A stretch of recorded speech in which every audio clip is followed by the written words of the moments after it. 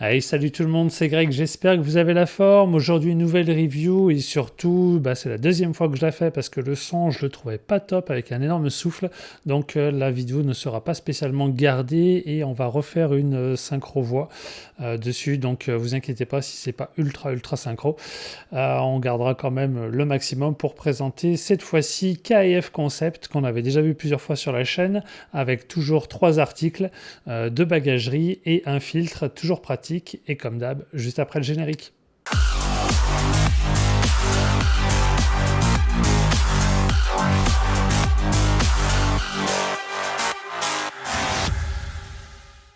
Ça y est, reprise des reviews. Avant vacances, c'était le feu. Après les vacances, c'était le feu. Et la rentrée, c'était le feu. Donc du coup, compliqué de se consacrer un petit peu de temps pour faire les reviews. Donc désolé du retard que certaines choses ont pu prendre. Là, du coup, on va avoir une petite semaine un peu tranquille. Donc je vais essayer d'en profiter pour prendre un petit peu d'avance sur tout ce qui est en attente. Voilà, comme d'hab, de toute façon, vous savez, les prestats, avant vacances, tous les clients veulent leur projet. Et quand tu es en vacances, tu décroches. Cette fois-ci, KF, du coup, on l'avait déjà vu plusieurs fois sur la chaîne. 3 produits, 2 bagageries, un filtre et on attaque directement avec le filtre. Alors ce filtre, pour référence, on est du coup sur le Nano X Pro Series Filter. En termes de ref exact, on est sur le MRC CPL. Diamètre, du coup, je suis parti sur un 82 pour aller avec mon 15-35-2.8 en RF afin d'avoir plusieurs possibilités. La première, comme d'hab, c'est de la protection optique. Donc c'est toujours agréable de pouvoir protéger ces optiques qui coûtent un bras.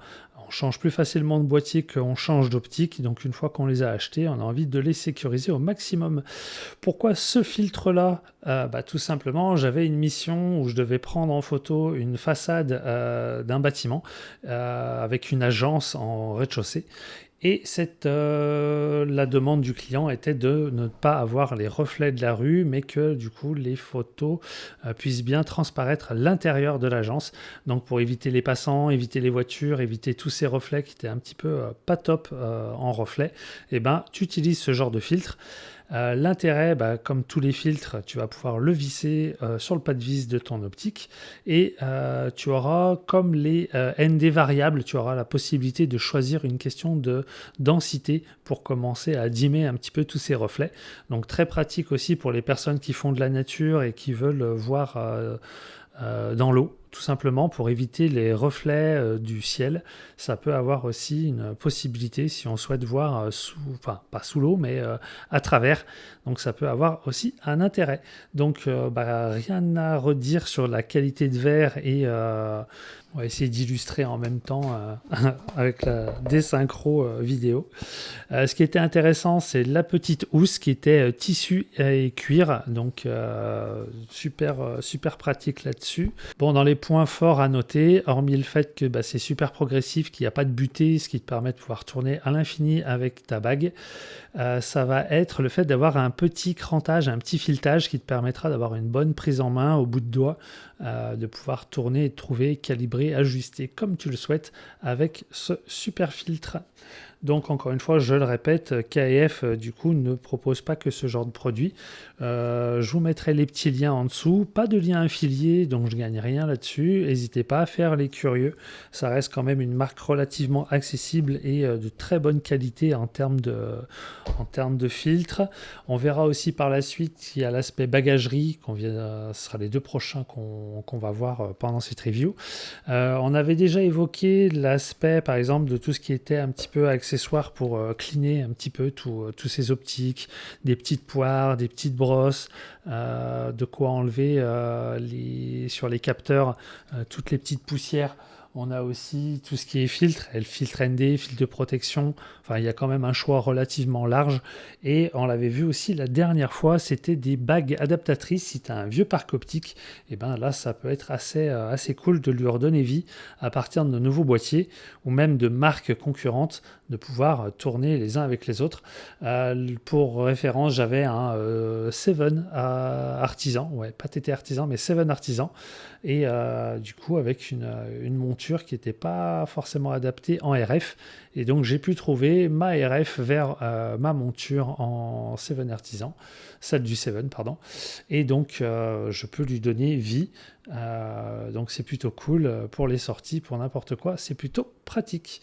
Allez, on enchaîne du coup sur le deuxième article. On va partir sur celui qui m'a été envoyé. Celui-là, je l'ai pas trop. C'est un petit cadeau qu'ils m'ont fait et on m'a demandé si je pouvais en parler. Donc c'est pas forcément le produit sur lequel je me serais retourné en premier. Généralement sur mes configs, je pars quand même sur des sacs typés grand sac et pas trop sac classique. Mais là, du coup, c'est une bonne découverte. C'est un peu un genre de besace qui a pour principe soit les petites configurations, soit tout simplement tu pars sur une mission et tu sais que tu pars vraiment en config extrêmement légère.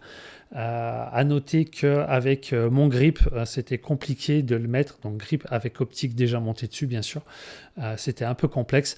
Sans grip plus optique, plus une deuxième petite optique, aucun problème, c'est plutôt cool. Je verrais plutôt pour ma part ce genre de sac plutôt typé rando, balade, pour pas partir avec un énorme sac et tout son barda. Là, ça permet d'avoir un premier bon pas dans le domaine pour pouvoir stocker un peu de matos. Ça permettra d'avoir quelque chose de assez accessible là-dessus. Deux belles poches extérieures et des mini poches avec scratch pour pouvoir stocker batterie, accessoires, chargeur, carte mémoire. Donc pas mal de petits emplacements. À noter, moi je lui ai déjà donné une deuxième fonction, soit mini config, soit là du coup j'avais les kits intercom pour mes collègues. Donc du coup ça permettait de renforcer un petit peu tout ça. L'intérieur, une petite cloison intelligente, un peu mobile, sous terme de pliage. Donc on exite un petit peu les cloisons mousse qu'on a l'habitude de voir sur l'intégralité de nos sacs habituels où tu viens à cloisonner, à faire un petit peu tout ça et qui sont légèrement molletonnés. Là, on a quelque chose de moins molletonné mais qui est toujours aussi anti-choc, un peu plus sévère, un peu plus solide, et c'est une paroi avec des rainures qui permettra de pouvoir créer des logements de mémoire 2 et ça permettra, voilà, encore une fois, de pouvoir mettre ton boîtier et l'optique de l'autre côté et de créer des petits espaces. Donc plutôt pratique, plutôt intéressant, un revêtement qui laisse sous-entendre un revêtement un peu anti-pluie, donc ça aussi c'est pratique pour notre matos, c'est histoire de le sécuriser. Et du coup, troisième accessoire qui est du coup le sac que je voulais pour partir sur certains déplacements. Donc avec nos amis de chez EasyJet, où on est un peu limité en termes de taille de bagage, et ben celui-là est quand même plutôt bien fait. Il respecte les dimensions. Petite lanière de dessous pour pour ranger tout simplement un trépied. Donc là, je sors le petit pied KF qui va bien avec. On retrouve ces petites couleurs et côté carbone. Donc voilà, quand je parlais d'accessoirisation, photo, vidéo, sur le site, vous trouverez quand même pas mal de choses, et dont des trépieds de très bonne facture, ultra légers, avec des choses assez intelligentes, comme le fait d'être transformé en monopode ou quoi. Donc c'est vraiment des outils très, très légers et très pratiques, de bonne matière et de bonne facture. Honnêtement, il y a vraiment de quoi faire. C'est des personnes, j'ai pas fait le salon de la photo cette année, je sais pas s'ils étaient présents, mais du coup c'est quelque chose qui à mon avis tu peux retrouver facilement un peu à droite à gauche. Je commence à en voir dans les balades 2-3 tourner avec, donc je pense qu'ils commencent à faire un peu parler d'eux, donc tant mieux. Allez, on reprend du coup sur notre sac. On ne retrouvera pas de petits zips sur les côtés. On a deux grandes poches vraiment profondes sur les côtés, droite et gauche. Ce qui m'intéressait sur ce sac, c'est ce côté un peu coquet et le fait de pouvoir tout enlever, de vraiment, ou de même tout scinder. Moi, ce qui m'intéressait, c'était déjà avoir une config un peu plus légère, typée voyage, ou si j'ai besoin de tout dégager, je peux foutre du linge comme j'ai pu faire sur les 2 derniers voyages, ou tout simplement de le dédier à mes configs. Là, j'ai un rig que je vais mettre directement à l'intérieur.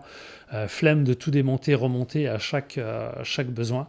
Moi, j'aime bien le côté run and gun. Tu prends et tu pars. L'un des petits points que j'ai trouvé peut-être un petit peu dommage, c'est les clips qui sont peut-être un peu trop bas et qui ont tendance à se mettre dans l'ouverture. Ça, c'est peut-être pas forcément l'un des points qui me chagrine légèrement. Sinon, après, en termes de confort d'eau, en termes d'accroche, de réglage, on a quelque chose qui tient relativement bien. L'ensemble des sessions que j'ai pu faire, on va dire semi-longues, hein, on va pas parler de grandes marathons ou grandes balades rando extrêmes. À chaque fois que je partais sur des prestats, et bah, du coup plutôt satisfait de ce sac.